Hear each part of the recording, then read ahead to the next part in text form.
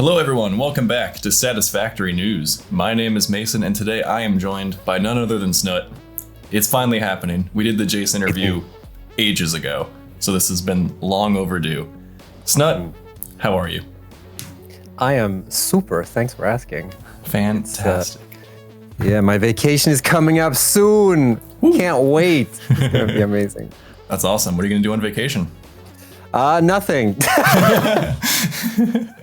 Perfect. I don't know. Probably hike. Go on hikes. Oh yeah. A lot. Yeah. That's awesome. So if anyone watching is not super familiar with you, how about you give a quick introduction on who you are as a Coffee Estate employee and as a non-Coffee Estate employee? Sure. My name is Snutt. I'm one of the community managers at Coffee Estate Studios. I've also worked as a programmer on Satisfactory, which is my current employment, so working on Satisfactory. And I worked in the game industry for like 7, 8, 9 years, something like that. I can't quite remember. Don't remember when I started. Almost 10 years, actually. Wow. Holy shit. Yeah, and I worked at the Coffee Estate for a couple of years. Nice. Well, my next question was going to be, when did you start at Coffee Stain? But maybe if you want to like give the quick overview of like kind of your journey through game dev, where you've been, how you ended up here. Sure. So I've had many professions. I've jumped shift a lot. I started out as like I wanted to be a musician when I was younger, and I went to music school for like a couple of years, and then I went to music school for upper secondary school, and then I started university for music, and then I got cold feet because like looking at like employment chances when you're a musician in Sweden is like there's 40 open positions or something like that. So like I studied for not a whole year, but I think I studied for like a bit into university. I realized I didn't want to do music, so I started working as a photographer because that was also something that I liked doing on the side. And I decided like whatever, if I'm gonna drop out of school, I might as well like do something like that. So I worked as a photographer for a while. Mainly, I did concert photography because it kind of like tied into the fact that I did music before. I knew a lot of people in the industry, so it was kind of easy for me to like get those kind of gigs where do like concert photography essentially, and that's what I did for a while. And I also did like school photography and stuff like that. I did all kind of stuff. Like apartment shooting and stuff like that, and then after a while I realized like it's so stressful being a photographer because you're constantly like chasing gigs. So I just decided I'm going to do what my siblings did and started studying computer engineering. Nice. And after a couple of years, I did that, and I got my bachelor's, and I started doing my master's. And my master's, like my bachelor was in a regular like just computer engineering science, whatever. I did a master's in interaction design, and that's when I started getting interested in computer graphics. At the school where I studied, there was a professor who did his doctorate in computer graphics, and that was super interesting, I thought. So I started getting into like game engine architecture and stuff like that. And then like I just saw like a random ad on Facebook because up until that point I hadn't really made games. I mostly made game engine stuff, and I've made my own like renderer and you know that kind of stuff. And then I found like a random ad on Facebook in one of the like indie game groups. It was like, hey, we're looking for game developers essentially for like projects, and I assumed it was like student projects. So I was like, hey, I'm interested. And they were like, cool, you should meet us here. And then it was an actual like job interview, which I wasn't prepared for. So, but like everybody liked me when I went to that interview, and I ended up taking 2 interviews there. And then, I just accidentally like stumbled into a job. And then I worked there. Yeah. And then I worked there for like a couple of years, and then I started working at Coffee Stain. Nice. Have you always worked on Satisfactory, or did you get started off with a different project? At Coffee Stain, I jumped into Satisfactory immediately. They were looking for, there was like, at the time, there was one of the programmers who were going to go on like parental leave. So they needed someone to like get in, take his place for a while. And that was for Satisfactory. And that was Satisfactory was like into 1.5 years or 2 years of development or something like that. So Satisfactory was my first gig. at Coffee Stain at least. Before then, I've made like a ton of like mobile games and a ton of console games. Worked on Avicii, Invector for PlayStation. I worked on Confury, the game. I worked on probably a bunch of games. I'm not remembering. Taekwondo. We made like a Taekwondo game for Steam and for console and stuff like that. So yeah, I've made a bunch of random games. That's awesome. So how'd you go from the programming role to now the programming / community management / whatever it is you do now role? Yeah. So I think originally is the fact that like I'm super into like media production. I had my YouTube channel before then as well, so I was super interested in that. And me and Jace have always been like sort of, we jive on that stuff. We're both super interested in that stuff.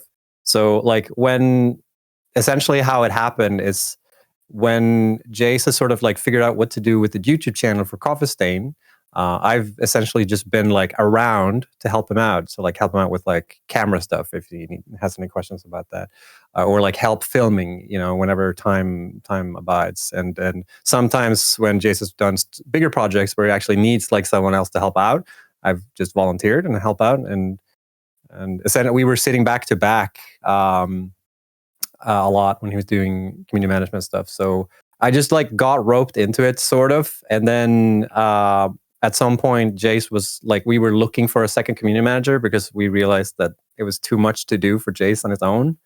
And they looked for a while and then couldn't find anyone. And then I kind of like just told my boss, I was like, hey, I'm keen, I'm down. And my boss essentially said no. I don't want to lose a programmer at the time. So like that was close to like release or something like that. So, but it I don't know. It just ended up being like, no, maybe I should take over. So I did like a shift where I went from half programmer to half community manager, and now I'm full-time community manager. That's awesome. Well, it definitely shows that you enjoy what you're doing. I for sure. Tell. It's a lot of fun. You have a lot of fun with it. Yeah, for sure. Just all the work on like that cinematic Nuke Noblisk thing from a few weeks ago. Like, everything.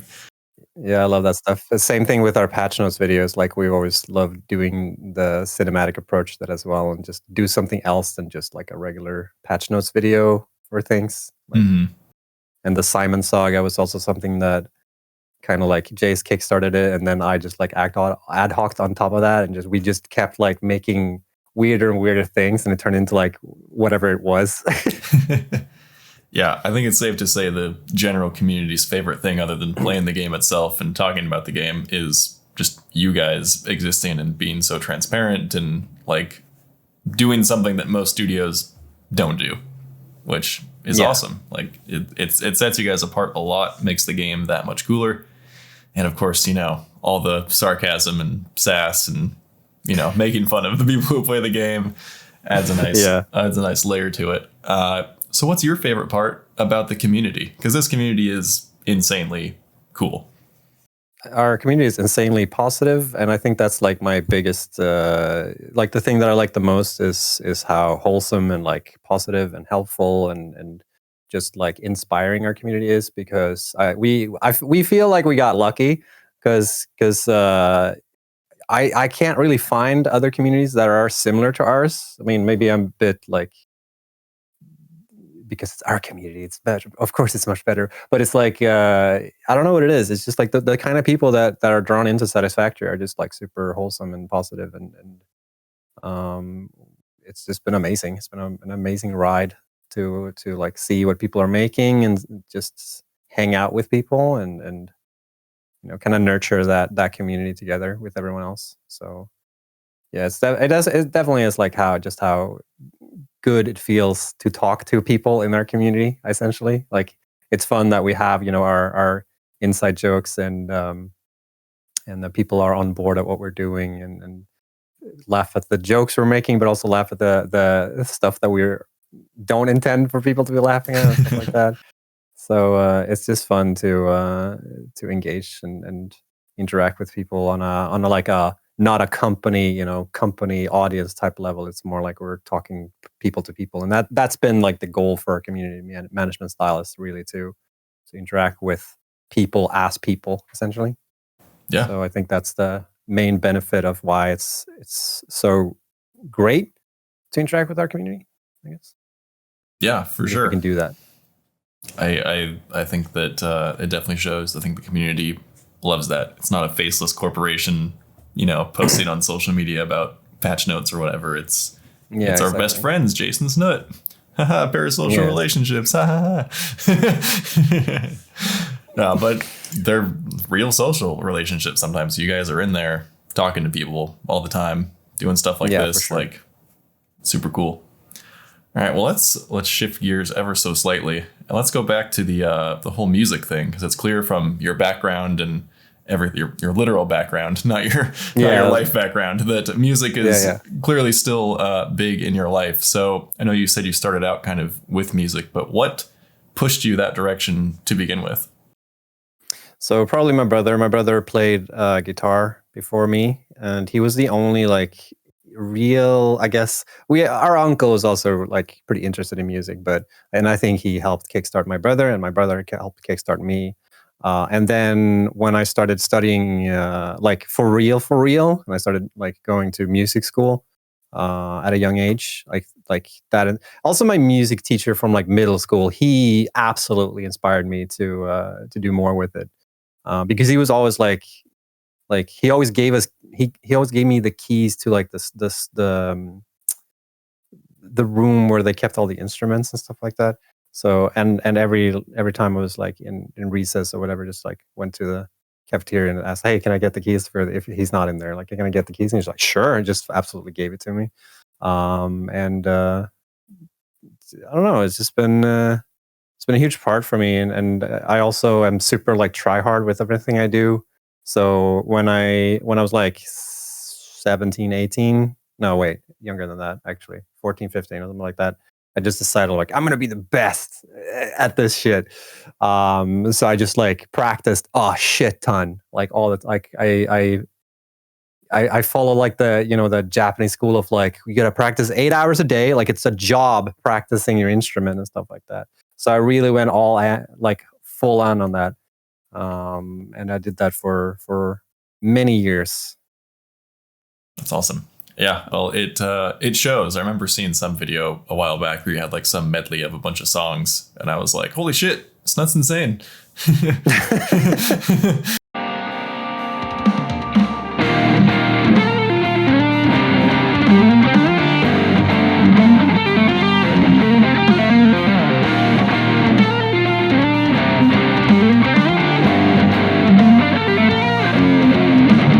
It was like it was more than a passion for me for a long time. It was gonna be my job for like a long time. So it was definitely like an identity issue when I kind of like realized that I wasn't gonna do that for the rest of my life.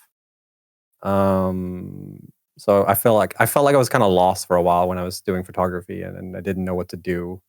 And then I feel like I didn't like identify with anything like that again until I started doing game dev, and I like got the same sort of, because like when I got to music school, like it was same thing there. Like I was so welcome, and I felt like so in place.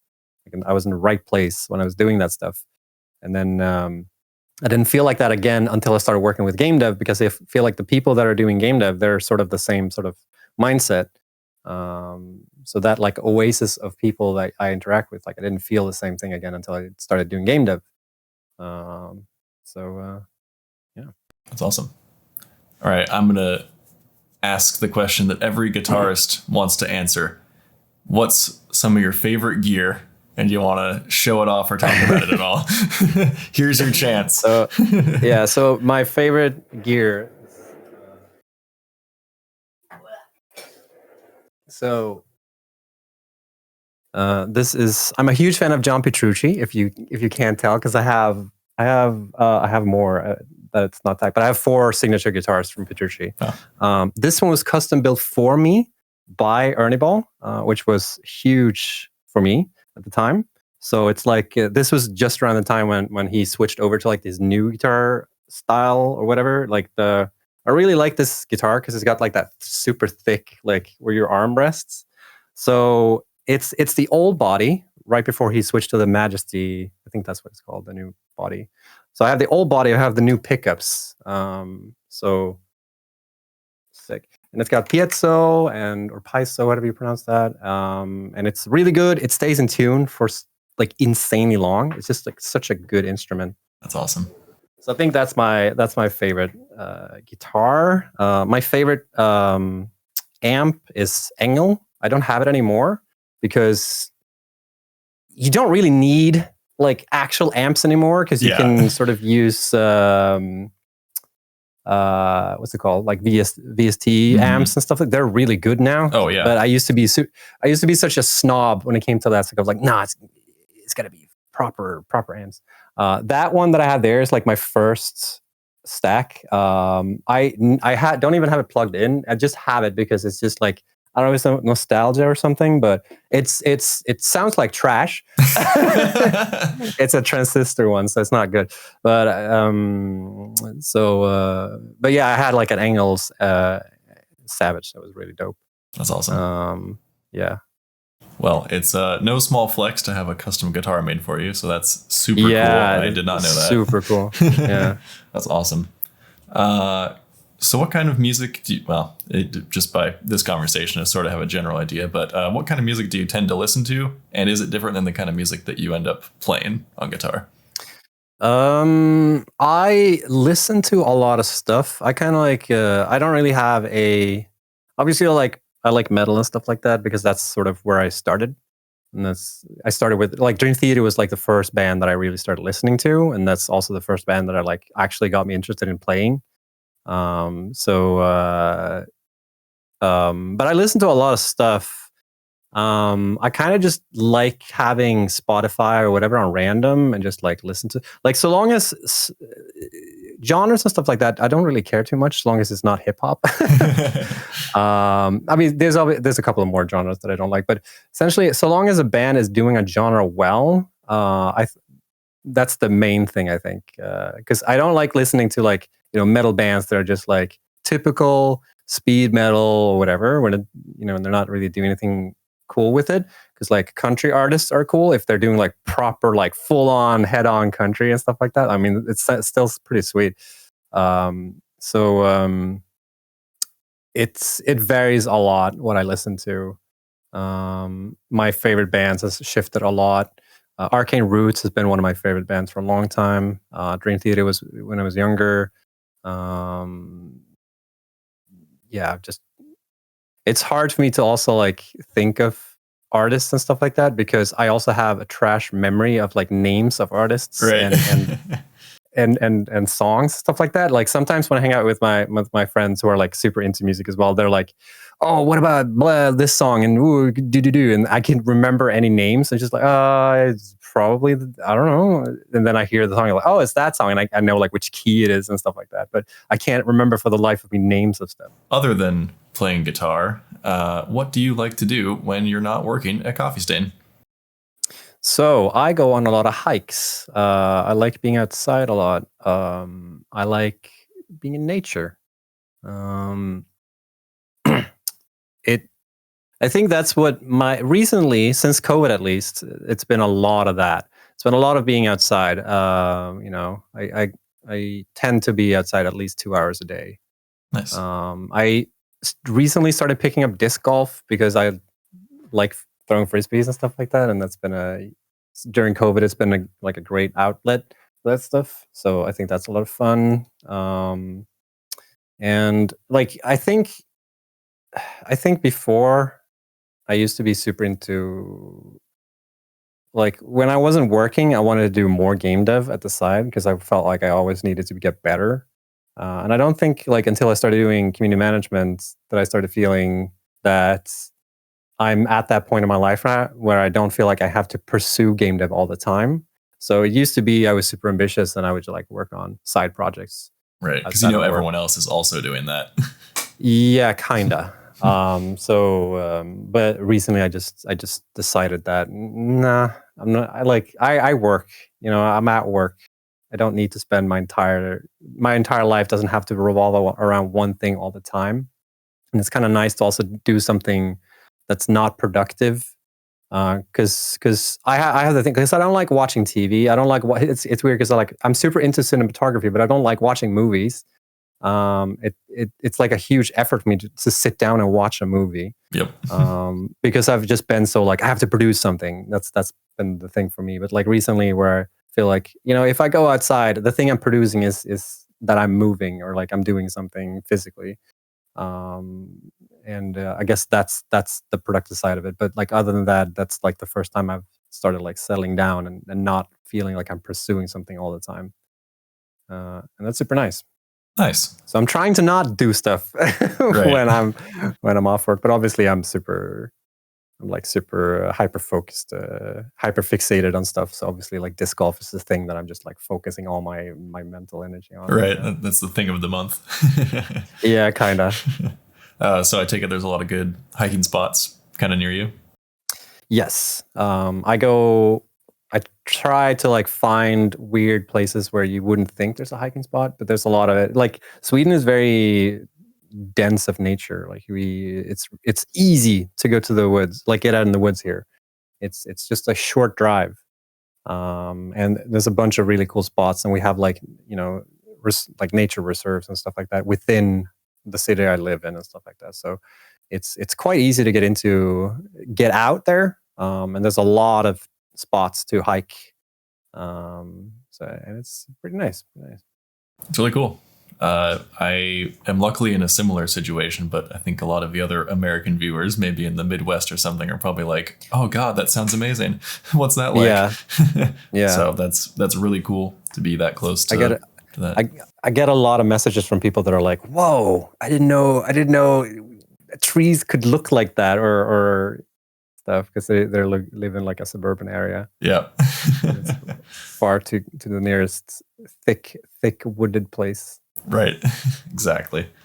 So I went through the Satisfactory wiki before this to take note of a couple things that I thought would be fun to elaborate on. And I picked out a couple that I think would be good to talk about. So the first one, according to the wiki, you once said that you would be the hub if you could. Care to elaborate on that? What? I don't remember saying that. Sometimes people send me clips from like our streams and stuff, and it's like a clip of me saying something dumb. I'd have like no recollection of saying that. Well, if you could be any building in Satisfactory, what would you be and why? I guess I said I wanted to be the hub because like that's the best building. It's like the main building, right? I think that was part of like a video. I think Jay said he was going to be like a biomass donor or something like that. I can't remember. I think the best building in the game is probably could be a building. I'd be the ma'am because I'll do all the research. There you go. Such a good feeling when you hear like the finished research playing or whatever. Ba-doop. Yeah, exactly. Been hearing that a lot lately with this with the new experimental update. Also, according to the wiki, you're a big fan of cheese. As a fellow enjoyer of cheese, what do you look for in a good cheese? Stinky, crumbly, sheep cheese? What do you like in a good cheese?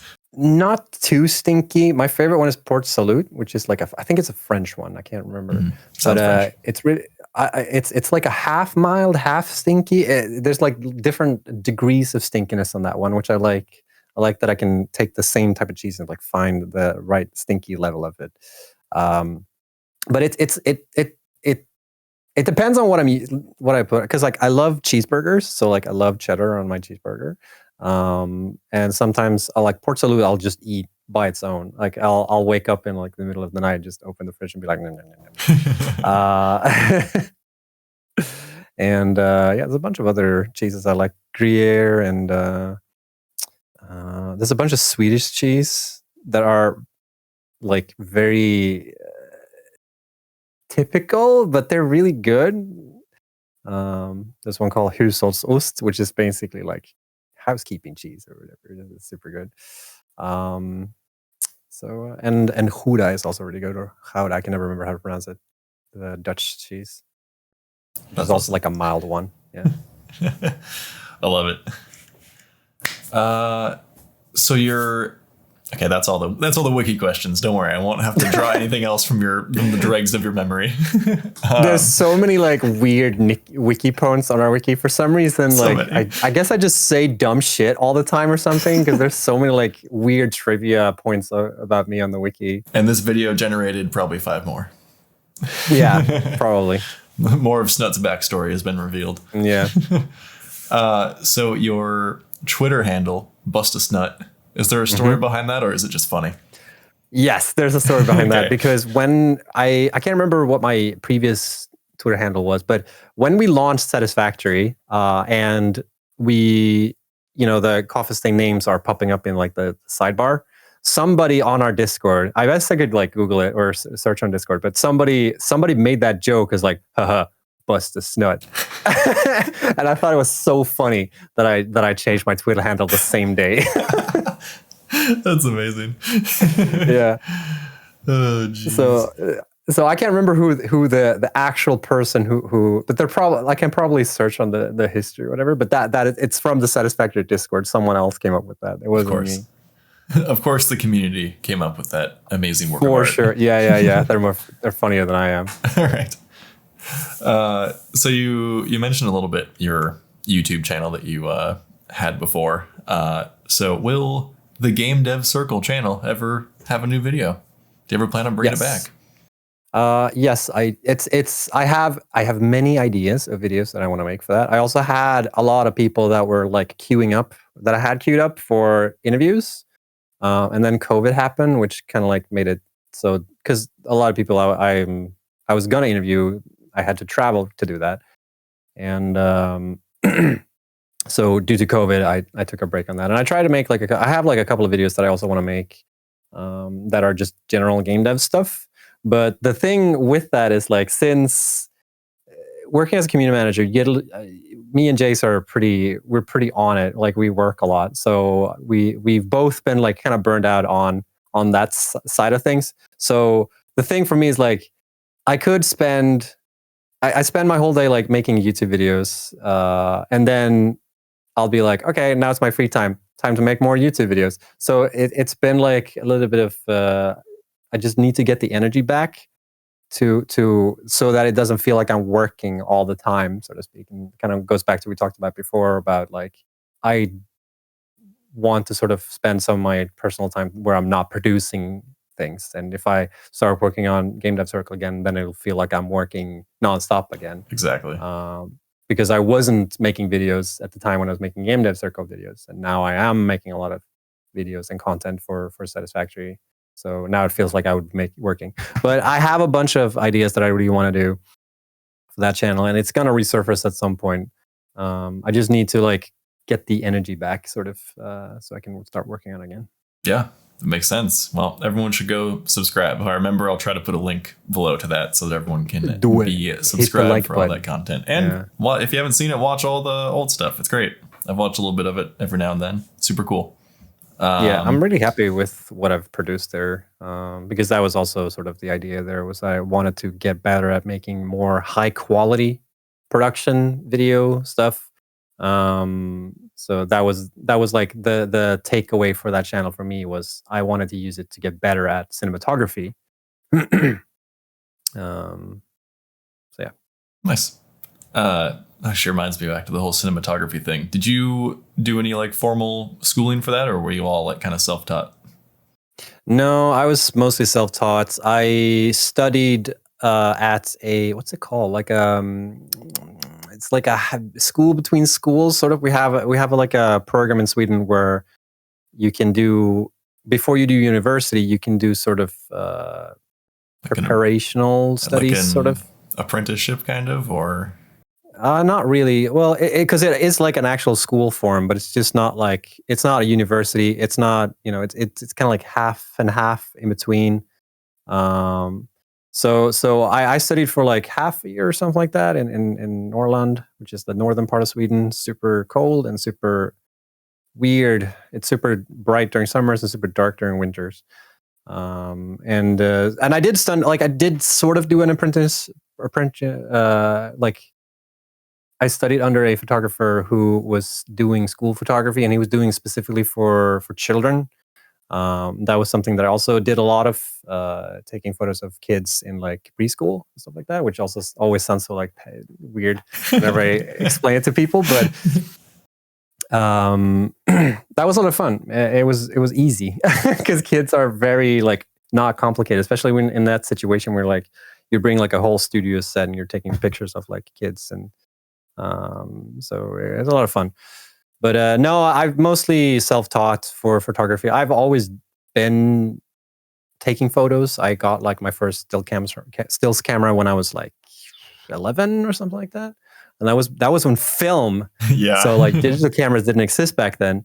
So I started with film, and then I got into digital cameras, and then I had a friend who sold me his super expensive camera, and that's sort of where I started getting into it like more professionally, and then started taking gigs, and then I started doing promo shoots and stuff like that. And I think the biggest sell or whatever I've ever done, one of my images was on the front of Guitar Player magazine, which is like one of the biggest guitar magazines in the world, through my friends in the music industry who was like, hey, you can take photos, come take photos. And I was cheap as hell. That's really cool. I find all of that very cool personally, because in college I worked for my college's radio station, and I went to a bunch of shows and took photos and like interviewed artists and stuff. So like I love hearing about all that. Like I've been there to an extent, and it's a ton of fun. It is a lot of fun because a lot of musicians are definitely characters. And it's a lot of fun to just be able to like be backstage and just listen into conversations that people are having, and like, you know, documenting what's going on, because like they really appreciate you being there, because you know they like getting photos and stuff, and so they can use for the concerts and whatnot. It's just a lot of fun to hang out on like concerts and check out bands and listen to music and take photos. Yeah. It's like the most fun photography like medium, I would say, because it's such a fun. It's really easy to get good shots because like, at least if it's a good band where they have like proper lighting setup, because the lighting is already good. You don't have to do much. Sometimes it could be crap because they have like weird lighting, but whatever. And it's a little bit hectic because you don't have like a certain amount of time to get the snaps you need.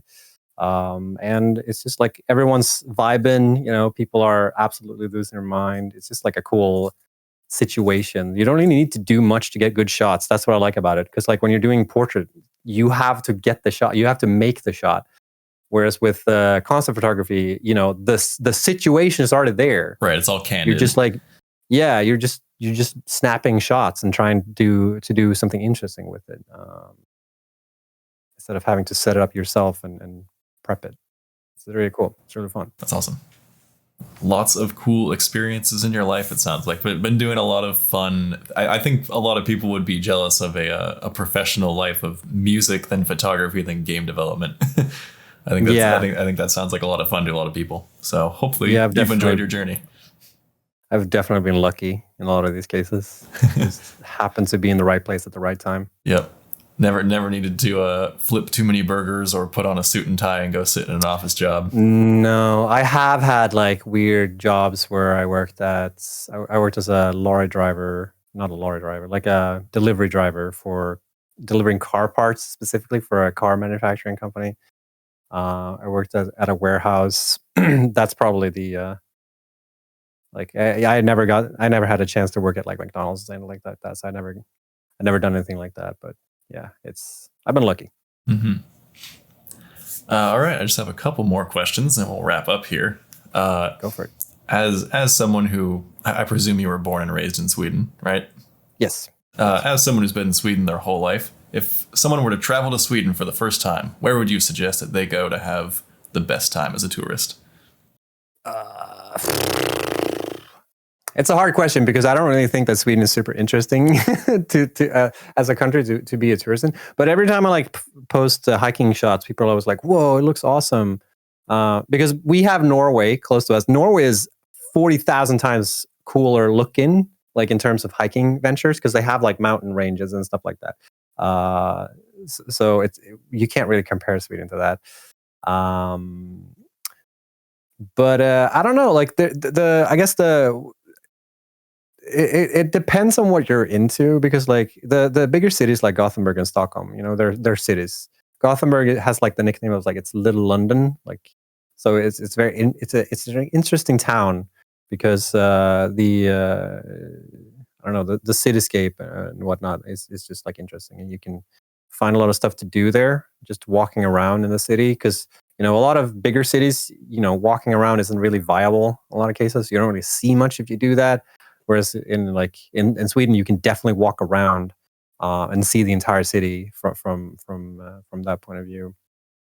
In the northern part of Sweden, which nobody really goes to, it's really cool because it's such a weird landscape, and you've got the whatchamacallit, like you got the northern lights and stuff like that during winter, which is really cool. It's something that I wish everybody could experience, because it's so weird.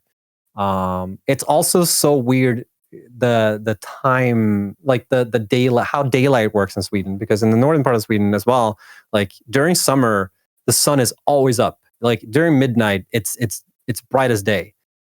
So it also messes up your sleep schedule, I guess. But and like during winter, it's dark all the time. So it's really strange. It's I guess it could be fun for people to experience that, because there's no other part in the world where you really get to experience that. But yeah, I mean, there's beautiful nature here. I guess there's a lot of really cool hiking spots in Sweden, and but I don't know if I would ever recommend anyone going here, honestly.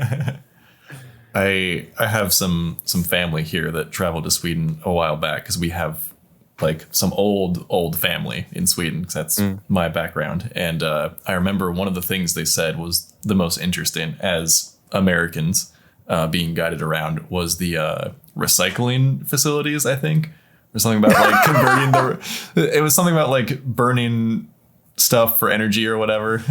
But it was like something that we don't do here in America.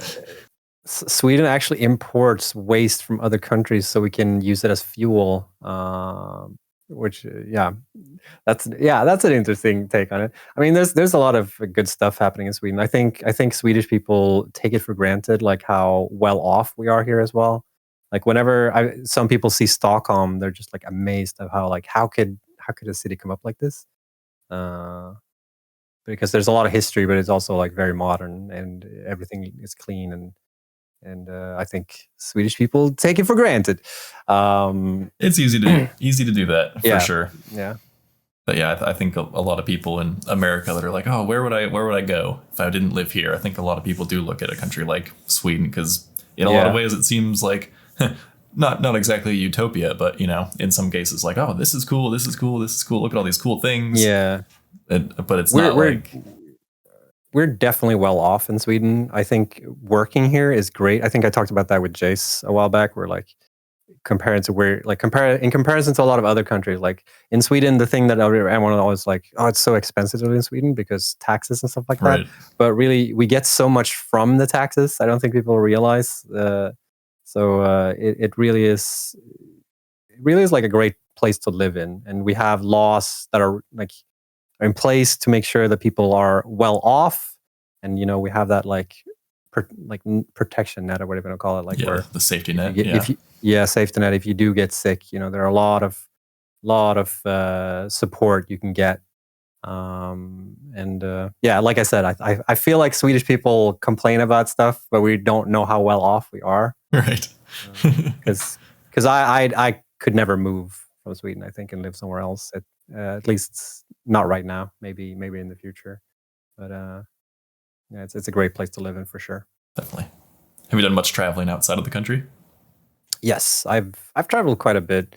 I haven't gone. I hate traveling because it's just super anxiety inducing for me for some reason. But no, I've traveled a lot. I've been in the US quite a bit, actually. And I've been to all the nice thing with Europe is everything's super close. So, a flight down to Amsterdam or whatever is just like 1.5 hours. Like it's super quick, and you can drive just wherever. You can go to Germany from there, and everything's super close. and we're so like there's so many different cultures in Europe too. So it's a lot of fun to just go on road trips and stuff like that. Not that I do that much anymore, but Right. I've done a couple of I definitely can. And so I've been on a few road trips whenever I did documentary style photography, when I've like hanged out with bands that did tours in Europe and stuff like that, and it's a lot of fun. Very hectic, but it's a lot of fun to like see the all the different cultures that exist. So, but I think I've never been to Asia, and I guess that's one place that I'm kind of interested in going sometime. Mm-hmm. Somewhere in Asia. Doesn't. Yeah. All right, and then my final question: do you know what the coffee is made out of that the Pioneer drinks out of the mug? What is that How stuff? do you know it's coffee? That's a good question. Yeah, I don't even know it's coffee. Could be just be black water. I don't know. Yeah, I don't know. It's funny too. Fun fact: I don't know if this might also be on the wiki, but fun fact: one of the sound effects when the Pioneer is drinking, that's actually me. Me and our animator, we did the recording for the sound effects for drinking from the cup. It's awesome. Fun fact. Well, maybe that little bit of lore will be revealed in 1.0. We'll know what the coffee's made from. Yeah, maybe we'll Fingers also crossed. figure it out at some point. Like, oh, I've never thought about that before. Didn't think anyone would ever ask. I actually don't know too much about it. It's nice. Like sometimes I just decide like I'm gonna try and stay away from story stuff. I don't want to know. Like for the longest time, I stayed away from like knowing what the Spire Coast would look like, because like, it's easy when people ask me like, "Oh, what's it gonna be like?" I don't know. Mm-hmm. Exactly. Well, Snutt, that is all the questions I have. Unless there's anything that you want to add here at the end, that is where I'm gonna wrap it up. Not really. Make sure to hit the subscribe button on this channel. Mm-hmm. And if you have questions about the game, don't put them in the comments here. Don't DM Snutt. Go to questions.satisfactorygame.com. Do my job for me. Holy shit. Well, again, thanks, Snutt, so much for joining us today. It was a lot of fun. Hopefully everyone got to know you a little bit more and all that stuff. And, they'll see you many, many Fridays on the Satisfactory YouTube channel. Hopefully. Presumably. Except for, the rest of the summer, because, vacation. Yes. You won't see anybody. No. Have a great vacation. And everyone in the comments wish Snutt a good vacation. And I will see all of you in the next video. Bye-bye.